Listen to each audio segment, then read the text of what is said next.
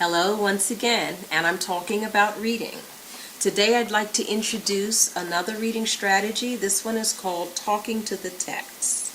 We're going to once again make our reading, which is invisible, we're going to make it visible. This time as I read, I'm going to annotate or to write down information either in the margin of the textbook or on a piece of paper if I don't want to write on my textbook, right? I'm going to use a highlighter, I'm going to use a marker, I'm going to underline, whatever I need to do. But I may have questions as I'm reading. I might have questions, I might want to clarify something. Something may be confusing, it may be difficult for me.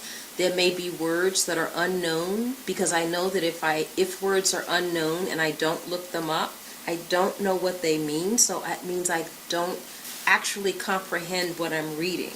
So I want to stop, define these words, and then continue to read, because that's going to help me understand. I'm on chapter 12, and I'm looking at strokes. So what I'm going to do is I'm going to use my piece of paper because I don't want to write in my textbook, but I'm going to be writing down information that I want to clarify for myself. Here goes. Stroke. A stroke, or brain attack. Okay, this occurs when arteries that supply the brain with blood become blocked, preventing blood flow.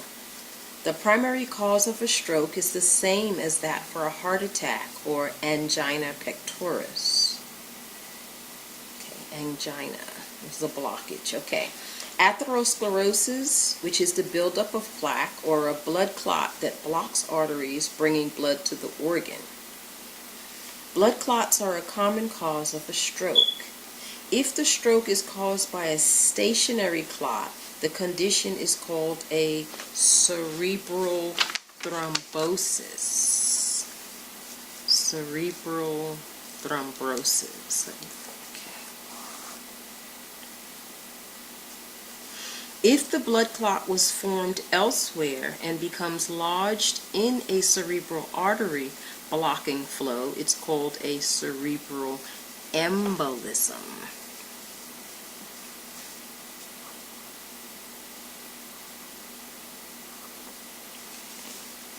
A stroke may also occur if an artery supplying the brain bursts. This situation is called a cerebral hemorrhage.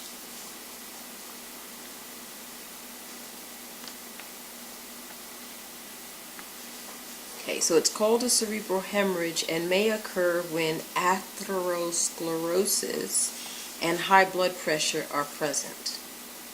Cerebral hemorrhage may also occur from a head injury or from a burst, which is called an aneurysm.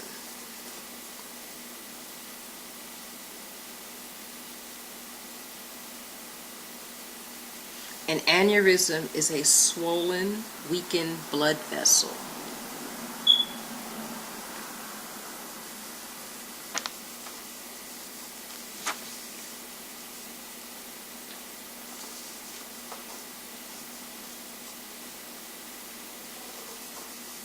During a stroke, the brain cells normally supplied by the blocked or burst blood vessel do not receive oxygen. Brain cells, like heart cells, die when they do not receive the oxygen they need.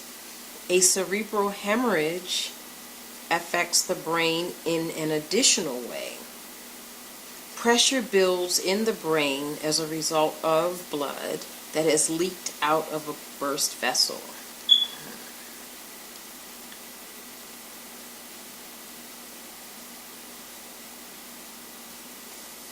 When the blood clots, it can damage brain tissue, causing physical disability.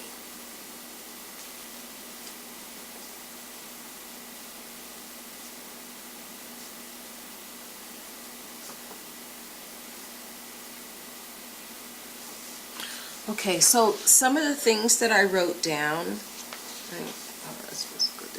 Okay, I guess I can show you what I wrote down. But a lot of us learn better if we write and can see and can organize what we've written. So what I've written down, I don't know if you can see it. Oh, okay, this way. Okay, so I've written down what a stroke is. I wrote down the different terms that are specific to a stroke. I know you can't read that because it's backwards. I know that a stroke is a brain attack, like a heart attack, but it's a brain attack happening because of a blockage. If it's a stationary clot, it's called a cerebral thrombosis. If it's a clot that has moved and lodged into another area, I know that's called a cerebral embolism. An artery that bursts in the brain is a cerebral hemorrhage. Also, I have an arrow going because it talked later about a hemorrhage happening because of pressure that builds and what occurs as a result.